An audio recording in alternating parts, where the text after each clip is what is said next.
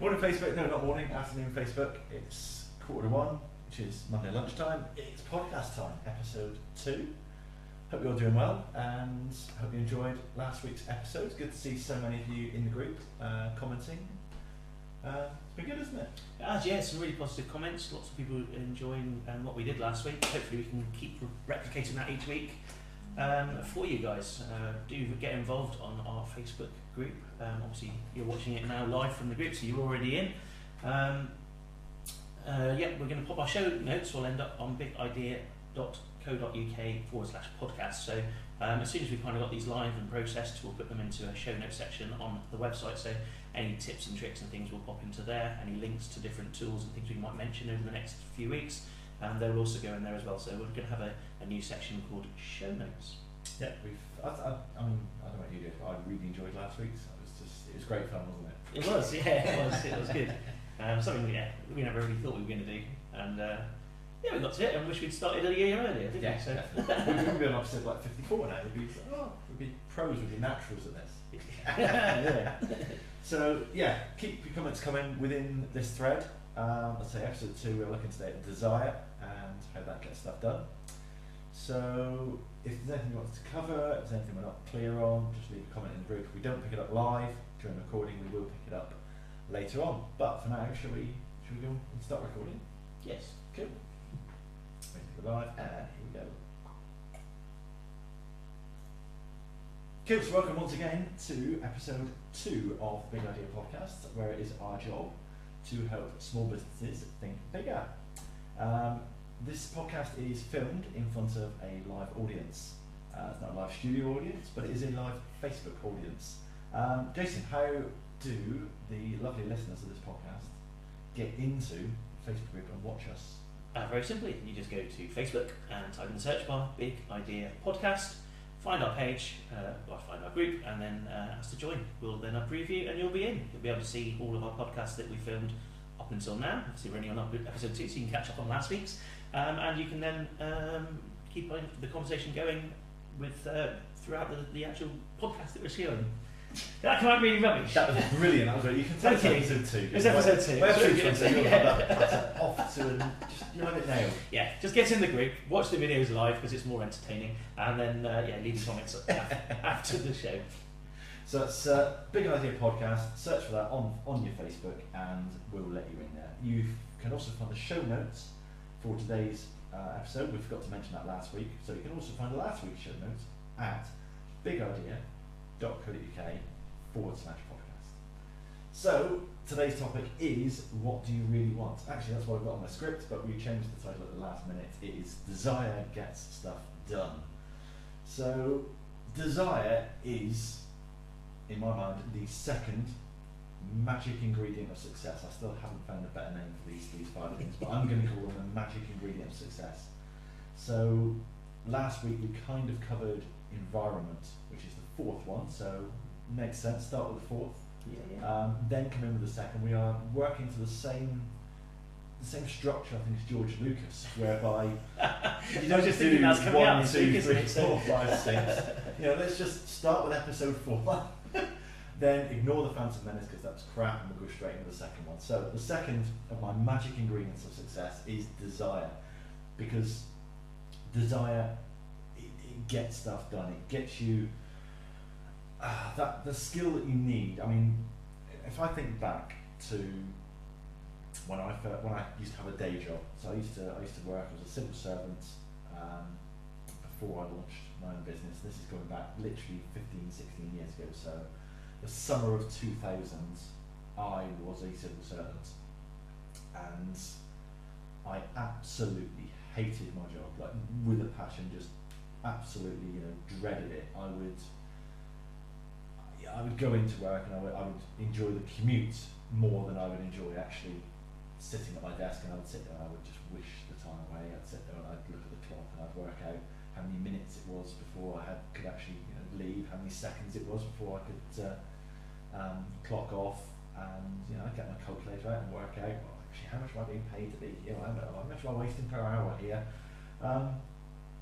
It even got to the point whereby I took up smoking again, because I gave up smoking about 9 months before, and I'd started smoking again just so I could get 5 minutes off in the morning and 5 minutes off in the afternoon for a cigarette break.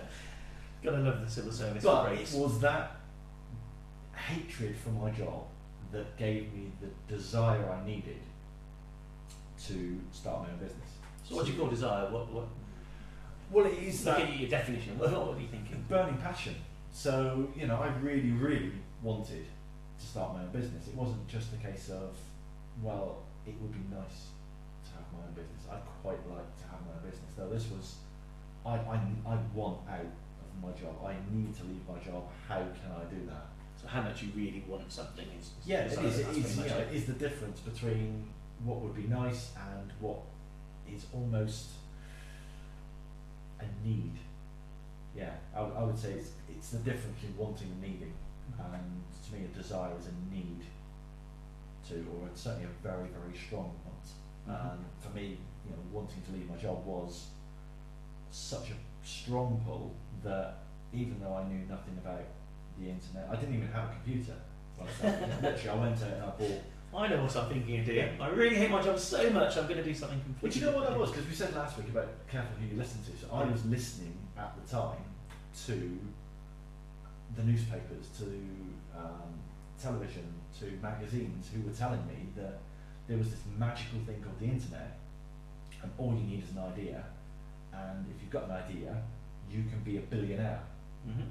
And you know, it was the likes of Brent Hogan just set up lastminute.com, and it was like, oh right, he's had an idea for a travel website. Cool. He's now a billionaire. I was like, oh, why? Because he's had an idea. Yeah, I'm fantastic. I can have an idea. So literally, yeah, bought a computer, taught myself marketing, taught myself web design, and then kind of didn't make any money. So you know, it didn't transpire that I was suddenly becoming this multi-millionaire just because I had an idea. But what I then found was that actually what I needed to do was to work at that business, say 4 hours a day on top of the day job and unpaid. So I was working kind of 18, 19 hours a day, many days, which if I hadn't had that strong desire, I would have given up because So only after a period of trying it out, isn't it? I guess tried you it. think how long do you try Tried these that, things for? didn't work. Yeah. You know, whereas actually this was tried that, didn't work, got to make this work. And I think if you, it was a tough time because you know I was so stressed out because of the job, but I knew that actually if I get home at I used to work split hours, so I'd leave for work at 1 in the afternoon and I'd work 1 till 9. So I'd come home at 9, I'd get home about 9:30, have something to eat, and then I'd go up to my spare room at 10 o'clock and I'd work 10 at night till say 1 in the morning. Then I'd get up at sort of 9, 10 in the morning, do a couple of hours in the morning on my business and then go to work. And obviously eventually I managed to turn that around, so I was actually earning some money doing the business, and then it got to the point where it was costing me money to go and do the day job. But yeah, without that desire to actually spend basically 18 months unpaid, pulling in 4 hours a day on top of the day job, doing something that I didn't know anything about, yeah, without the desire I wouldn't have actually done that. And I liken that again, that's when I had really strong desire. The next thing I can think of is when certainly I had, a real lack of desire, which was many years later, which I think you remember because you joined the company in 2003, didn't you? Yep, did. Yeah, April Fool's Day, I think. April Fool's Day, 2003, and it's been a fool ever since. But that's what we're here for. That's good. Yeah, no, so it was nice and easy, wasn't it? It was kind of a simple existence really than what we were doing with net-free stuff and things like that. It was easy. We put things up, money came in. Put things up, money came in, and that was really good. It's like actually, this is really easy, wasn't it? Yeah, I think what we did then is we tried to scale the business because the main reason we tried to scale, we didn't need to scale it. The business was doing phenomenally well. We were earning very good money, all working from home, and it was the golden age of the internet almost for us, wasn't it? But we made the mistake of listening to someone we shouldn't have been listening to, and in particular we were listening to someone who wanted to create, say, £100 million business, someone who wanted to have sort of the skyscrapers and the fast cars and the yachts and everything. That wasn't what we wanted, but we listened to somebody, and it was basically, it was someone else's dream. We were living someone else's dream, so we massively expanded. We went from we had 3 members of staff, so it was myself, you, and Ryan, wasn't it? Yeah. So it was the 3 of us, nice little team, all working on this one website. We had a little bit of we had another little side business doing pay-per-click, but essentially we had 1 or 2 nice businesses, earning good money, brilliant. And I think over the course of about 12 months, we went from 3 members of staff and say 1 or 2 businesses to 15 members of staff. Yeah, I went certainly. Yeah. 2 offices. Kind of finished 2 offices. We started off in 30 one. businesses. We grew out of that a little bit, didn't we? We had somebody else who we took in and kind of grew a different area, because lead generation was like the big thing at the time as well. So that actually we can do this quite easily. We worked with one particular partner that we generated leads for, and yeah, that's it. It was working really well. It went, the business was going from strength to strength until 2 things happened. The customer that wanted leads no longer wanted those leads, and Google decided they wanted to play around with search results and things, wasn't it? So where we were doing really well in search results and things like that, all of a sudden we weren't. Yeah. I think that led to, for me, a real lack of desire, because I'd gone from, right, I really, really need to be running my own business, to I think I want to have £100 million a year business with, I mean, say 15 members of staff was the start, so I want 50 members of staff, I want the skyscraper, I want the fast cars, I want the yacht and the private jet. Actually, no, I didn't want that, but I was hanging around with people who did. And who you hang around with is one of the main criteria. It's against the environment that you surround yourself with.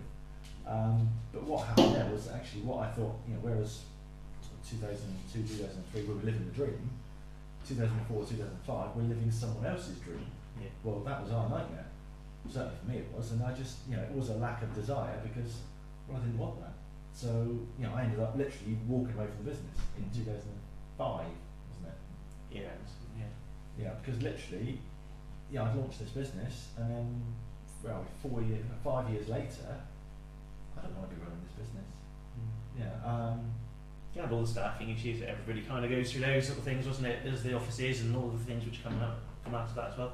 Yeah, you really didn't enjoy it at all. Because I'd gone from being like entrepreneur, literally sat in my bedroom, just, let's have an idea, let's earn some money, let's do this, brilliant, we earn loads of money, to, I'm a HR manager now. Okay, but there's no toilet room in the toilet. Okay, is that my job to sort that out? Is it? Oh, okay then. Oh, the fridge isn't working. Oh, okay. So slept with my girlfriend. Oh, Christ, did they? All of a sudden it's like, what the hell happened to my business that I was running? Now all of a sudden we've got 30 different businesses that we're running. We're trying to bloody take on Yahoo in our main business. This is not what I want. So literally I walked away, and then it got to a stage whereby I think a year later I actually returned. A lot of the staff had actually, should we say, organically left. Organic.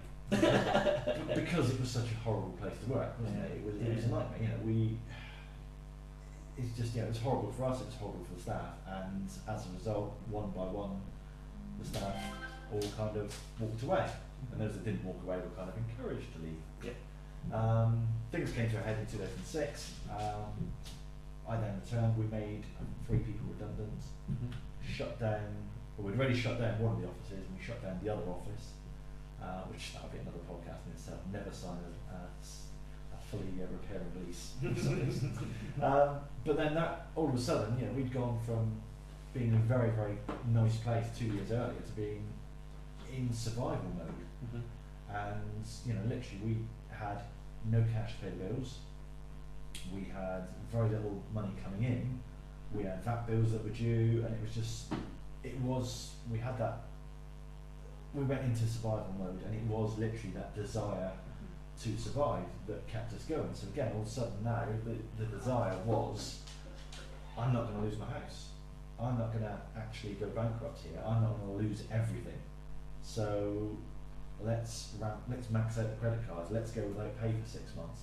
Let's work 100-hour weeks. Let's do whatever is necessary to survive. Now, if the desire to survive wasn't there, if I actually didn't care, if it didn't really matter if the business went under, oh well, some people might lose their jobs and I can restart again, then I wouldn't have been asked to do half of that stuff, because that desire wasn't there. Because the desire to survive was there, I was willing to do whatever was necessary. And again, that's the same when I started out, the same when we needed to survive, was just the desire is what led to doing whatever was needed.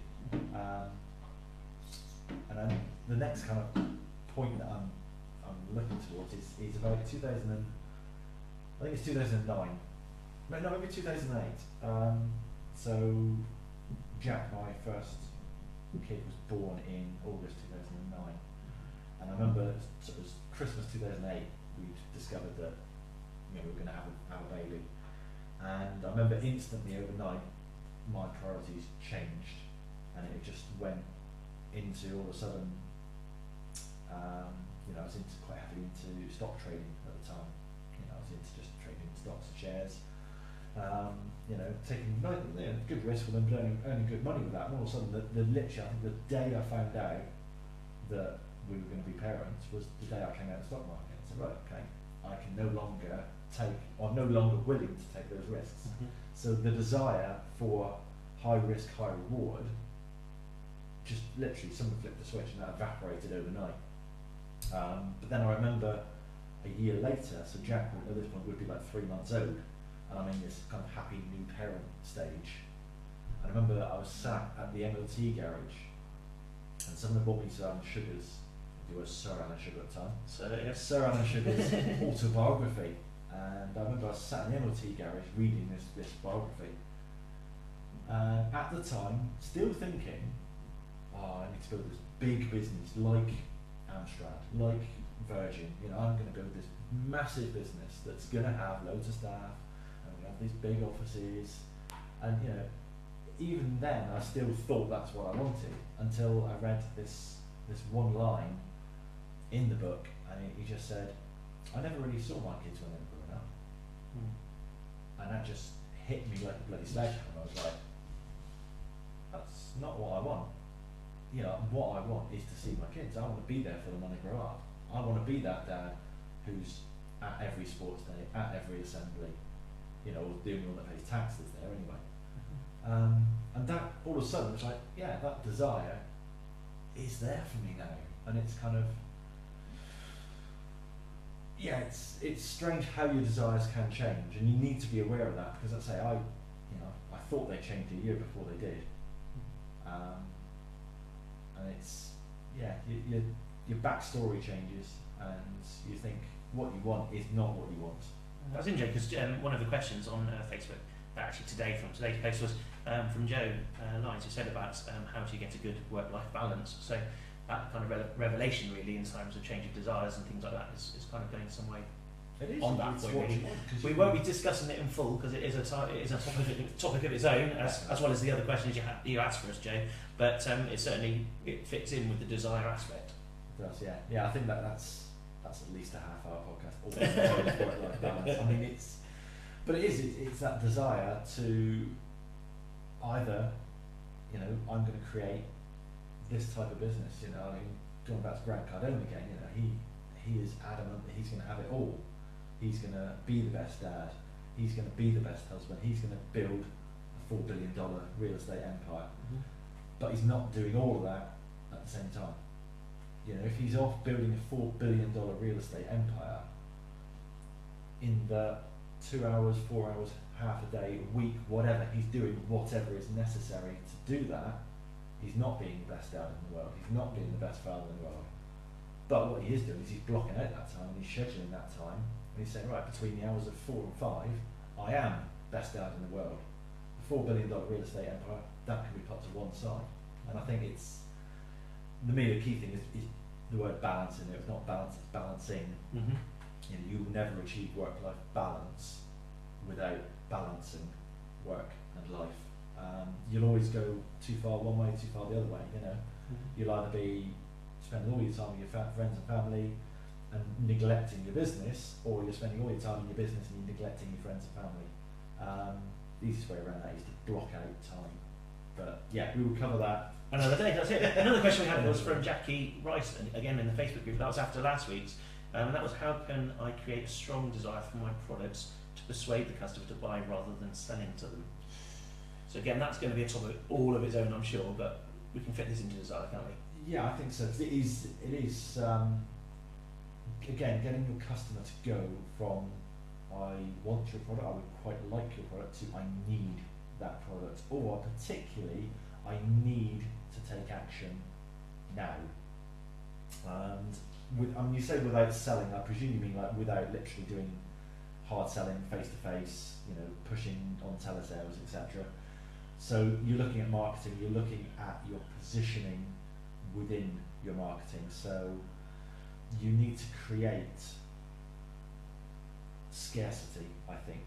That's probably the easiest way to create desire for any product, is to say, I've only got 10 of these and there's 100 people that want them, because then you haven't got to sell them, because the desire for those 100 people to get their hands on one of these 10 products will create that. Now, I don't know whether you're able to create scarcity with products as such, whether that's in terms of limited editions, but I think with what Jackie does, they are all custom build, so one of a kind. Yeah. So then that helps. well, it doesn't, because obviously you can always create your product, but if it's bespoke design, then your time could be what's scarce.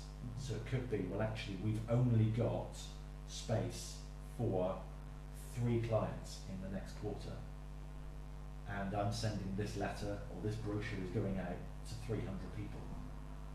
So if you want to be one of the 3, you need to take action now. So I would perhaps put a time limited offer in there. You know, whether that's to get just to get a reaction, just to get someone with their hand up, or whether that's to get an order. I mean, a good example of this, actually, we're recording this 2 weeks before Christmas. I had a leaflet through the door from a local estate agent yesterday, and it was literally, if you instruct us to sell your home before, and I think the deadline was something like next Saturday, so it's a 7-day window, we'll give you a hamper. Now, Christmas is notoriously a slow time for property, and you know, this leaflet just tries to create a little bit of scarcity by saying, look, people selling their homes are few and far between, but the buyers are still out there.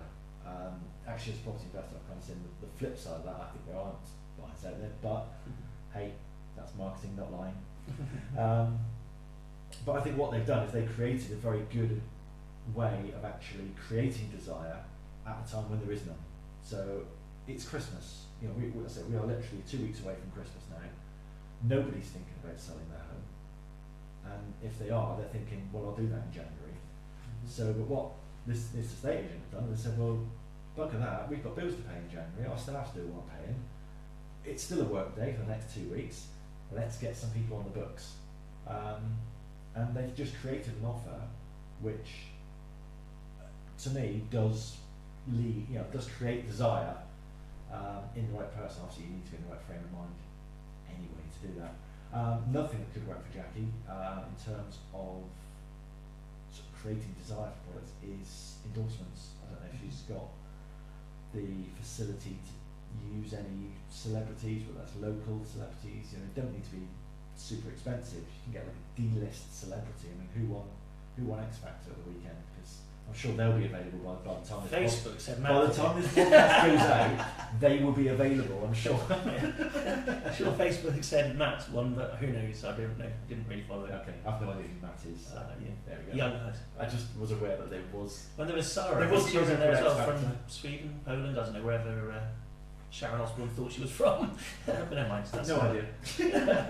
So there you go. So that's a couple of questions we've had from people in the Facebook group. Look, quick plug again for the Facebook group. If you're not already in there, just search Big Idea Podcast on Facebook. Get your ass in there, and you can ask us some questions, as Jackie and Joe did, and we can answer them here for you in the podcast. So the other thing I want to talk about now is goals. And goals is something we'll keep coming back to. Goals is actually the first of my secret ingredients. But then with the link to desire, because you have to link your goals to your desire. Because you can set fantastic goals. You know, I mean, well, Christmas is coming, isn't it? January is a good time to set goals. So everybody Join waits the until gym. January to join a gym, join the swimming group. Yes, but get active. you could set a goal of saying, right, I'm going to lose 2 stone in 6 months.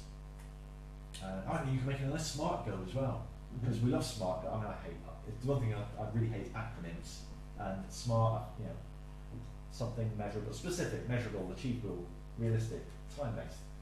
Not just clever then. No. Okay. No, smart. But you know, you can set that goal and say, actually, I'm going to lose 2 stone in 3 months or whatever. But if it's not linked to your desires, then you're not going to achieve the goal. So yeah, I can set that goal. I'm going to lose 2 stone in 3 months. But which do I desire more? Which is my need? Do I desire a 6-pack, or do I desire a cupcake? Because if it's a 6-pack, then cupcakes are, to quote our friend Grant Candole again, treasonous to your goals. Treasonous to your goals. I mean, He says it twice as well. He does. It must be a son of a I mean, I used to have a mentor who talked about having goals that were habits that were incongruent with your goals. And to me, yeah, incongruent, it's a nice word.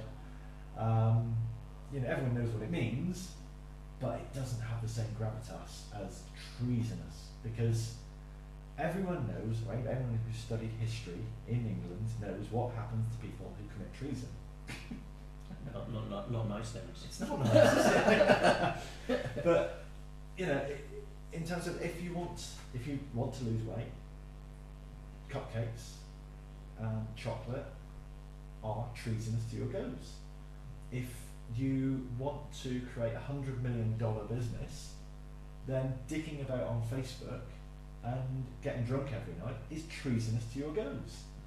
If you don't think that your habits or habits like that are not treasonous, then what that tells you is your desire for the goal isn't high enough. Mm-hmm.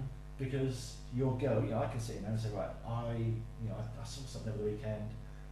I was on The Apprentice last week, and they had a helicopter tour of London, and then someone said, right, I'm going to forget the 250 days. Yes. I want a helicopter. And then I thought, actually, I stayed and I think, I'd like a helicopter. So I can set a goal now, 12 months' time, we're going to have a helicopter. Mm-hmm. But what actions have I got to take? What habits have I got to change in my life to get that helicopter? Well, yeah. No, it would be nice to have a helicopter. Yeah. So that's not a desire, that's a want. And because you've got to link it, and you've got to have the habits and the structure in your daily routine to match that desire. And it keeps coming down, you know, people say, oh, it's alright, I've got willpower. Well, willpower is finite. It's like a battery charger. You run out of willpower. The only thing that keeps you going is that reserve of desire. Because, again, let's go back to the weight loss. This is brilliant. This is going to be going out in January. It is going out in January, yeah. Fantastic. So there'll be lots of people that will listen to this now who will be, you know, as part of their New Year's resolution, that they will be, I'm going to lose weight this year, and I'm not going to eat cupcakes in January. I'm not going to eat anything bad in January, and I'm going to go to the gym 5 times a week. And what are they going to rely on to do that? They're going to rely on willpower. And that's great for about 4 or 5 days. And then they think, well, me, I'm hungry and I hurt and I don't want to go to the gym. It's cold outside, it's dark, and I don't want to go. And what's happened there is that willpower, which was lovely and high when they set the goal, is now plummeting down, and all they've got left is the reserves of desire. And if they don't have strong enough desires, and those reserves are really bloody low, and by February they ain't going to be going to the gym, and they're going to be sat there munching on their fish and chips, thinking, I must lose weight for the summer. I'm gonna lose weight for the summer. So that's kind of most of desire. I mean, the one thing I've always said about sort of desire is I think back to the kids again, and in our house we banned the word can't, because it's one of those words that, I don't know, my kids come out with it really easily. Yeah. Do you always do that? I can't do that. Go brush your teeth. I can't do that. You have done it. You can do it. Well, you can do it. Why not? You got possess arms. Do you not have a toothbrush? Do you not have a toothpaste? Yeah, then you can do it. So it's kind of, you know, it's an automatic response from children. I think, go and do your homework. I can't. Why not? It's hard. Okay. Have you done this? Let's go. Yes. Okay. So you can do it. Yeah. Okay. So what's the truth and why I don't want to do it? Bingo. There are things that you either can't do, you are physically restrained from doing them, and in that case you can use the word can't. There are things you can't yet do, in which case put the word yet in there, that's fine. And there are things that you don't want to do, which is desire based, so that's fine. If you don't want to, tell me you don't want to do something, but don't tell me you can't do it. We were on holiday last year, and in the hotel we were staying at, they had this little park, and they had monkey bars there. Jack really wanted to do these monkey bars, so Jack's my 7-year-old now, and he had one quick go, come up to me looking really upset, Daddy, I can't do it. And I was very, very helpful with him. I said, no, you can't do it yet. What do you mean? So you can't do it yet. I said, just keep trying, then you will be able to do it. And he didn't believe me for a minute that I knew what I was talking about. So he went over and he tried again. Come up. No, Daddy, I can't do it. I said, well, you couldn't do 2 bars just now, and you've just done 3. I said, so you can't do it. You literally can't do the whole bars yet. Okay. And by the time he'd done it, he was like, oh, I can do it. And now instantly he just knows I need to say to him monkey bars. And he knows, can't yet. Look at that word. So that's I think it for our second episode. That's it for the second secret ingredient. I'm loving that, I really am that. It'll change. So if you desire to be here next week, then we will be talking about another of my favourite subjects, which is the power of compounding, where I would try my best not to mention Grant Cardone, and we would just be talking non-stop about Warren Buffett, because he's the hero of compounding, and you'll be hearing all about his snowballs and everything. So that's here next week. In the meantime, get over to the Facebook community. Big Idea Podcast. That's it. Search it in the search bar engine on Facebook. Find us, ask to join, we'll accept you, and there you are, you're in straight into the conversation. Fantastic. And don't forget, you can see the show notes for this week's episode, and indeed any episode you want to see at bigidea.co.uk/podcast. Thanks a lot, everybody, and we will see you next week. Bye bye. See ya. Bye. You should say goodbye again. Goodbye, yes. Yes. Caught up in the moment. just wave at the microphone. Bye. Oh dear. How was that, Facebook? Was that good? That's episode 2 in the can. Yeah. Fantastic. I'm just on the thread. Thanks so much to Joe and to Jackie for taking part in our podcast there. Some brilliant questions. Joe, you'll be featuring over the next coming weeks with some of the questions you've been asking. If you have any more, obviously add them into the group there. And Jackie, I hope we covered what you'd like to do for your products and creating desire there. Yeah, brilliant. We've got. We're trying to figure out what we're going to do with these episodes over Christmas. We were going to record 2 today, but it's kind of 1:20 and we've run out of time. So we're going to try and get episode 3 out later this week at some point. We could do it in London maybe. We could. We could, yeah. We're off to London on Thursday. I won't try and do it on the train, but No. Yeah, we could try and do that in London. yeah, we'll figure that anyway. So at some point this week, episode 3, which is going to be the power of compounding. So if you've got any questions that you want to get in on that, John, what's compounding? What's compounding? That's a good question. I'll ask that now, and we'll sort it out during next week. So next time. Yeah, so compounding is basically when you get interest on your interest. It is rolling over, reinvesting, and the magical things that can happen when you do that. It's basically how we've got all the success that we've had. Mm-hmm. And yeah, it's magic. It's not one of my magic ingredients, but it is pretty magic. So yeah, that's just about everything. I think. Let's say, if you've got anything you want us to cover in future topics, let us know. If you've got any questions about compounding, let us know. We'll cover that in the next one. And if you've got anything that you think we've got wrong in this episode, anything else you'd like us to cover, or anything you think about Desire that you want us to talk about, let us know in this thread. Also, if you want to add anybody to the group, you are more than welcome to. We would absolutely love to see as many people in this group as possible. Throughout 2017, we want to help as many people as we possibly can. As I said, we've helped kind of around 12 people around this table now, and we want to be helping 12,000 in 2017. So if you want to add your friends, please do. They'll be more than welcome. And yeah, hopefully we will see you later in the week. Bye bye. See you later. Bye. I can wave now, can't I? I want to cut that bit out. Yeah. Bye. Sorry, you're not live on Facebook still. Oh, you are. I can see I am.